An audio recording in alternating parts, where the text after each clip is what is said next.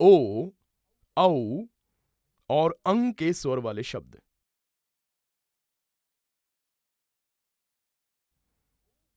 अरे, इस अव्यवस्थित स्थिति में कौन आया है? हेलो मगरू।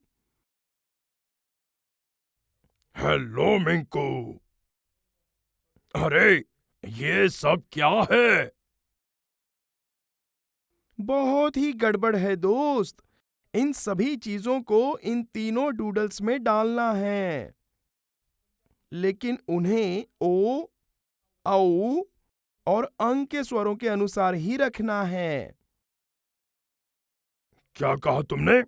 ये ओ, औ और अंग के स्वर, ये क्या होते हैं? अरे मगरू, मैं तुम्हें समझाता हूं। ये देखो, पहले हम ओ को समझ लेते हैं।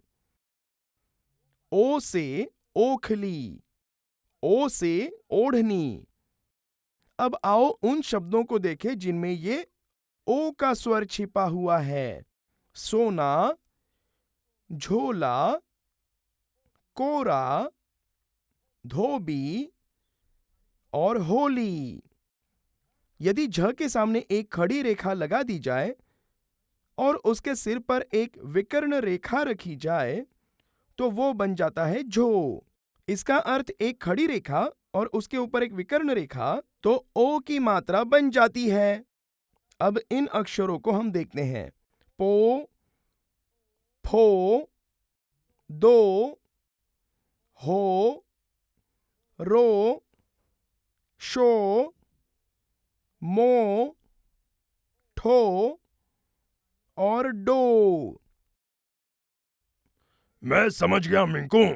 जैसे कि मोदक, दोपहर, कठोर। सही है ना? बिल्कुल सही।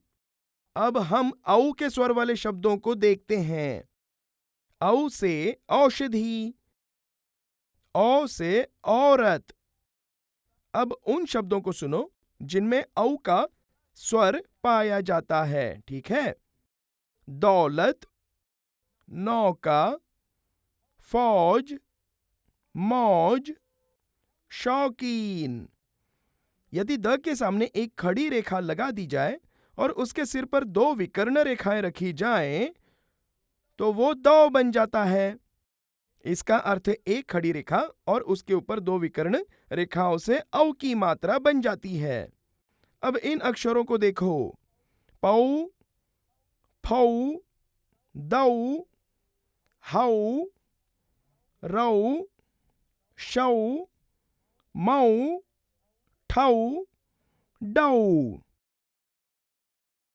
अच्छा, मतलब मिंकू, अंग के स्वर वाले शब्द होंगे जैसे अंगूठी, अंग से होगा अंधेरा, अंग से होगा अंश, और अंग जिन शब्दों में है वो शब्द हैं ठंड, दंड, संत, संदेह, मंदिर। यदि ठ के सिर पर एक बिंदी लगाते हैं तो वो बन जाता है ठंग। इस बिंदी को अनुस्वार कहते हैं। बिल्कुल सही। चलो मुझे इन चीजों को इन डूडल्स में डालने में मदद करो जल्दी से। मैं तैयार हूं मिंकू। ओहो, ये हंस, शंख और मोरपंख कितने सुंदर हैं। इन्हें अंग के स्वर वाले डूडल्स में रखते हैं। इस टोकरी, ढोलक और टोपी को पकड़ो और ओ के स्वर वाले डूडल्स में डालो। इस खिलौना, पौधा और लौकी को मैं इस औ के स्वर वाले डूडल्स में डालता हूं। मगरू, अपने तीनों डूडल्स तैयार हैं। चलो अब हम बाहर जाएं और इन चीजों को उन लोगों को दे जिन्हें इनकी जरूरत है। ध्यान रखो, हमारे पास टोकरी, ढोलक, टोपी, खिलौना, पौधा, लौकी, हंस, शंख और मोरपंख है। हाँ,